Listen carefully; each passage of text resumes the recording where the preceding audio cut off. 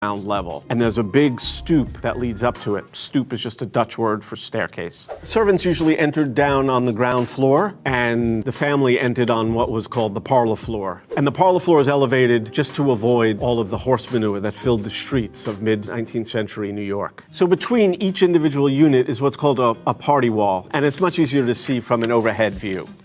So one of the main characteristics of a brownstone apartment, though, is that you can only get light from the front or the back. Because of these party walls, you can't get it from the sides, unless, of course, you're the end house on the block.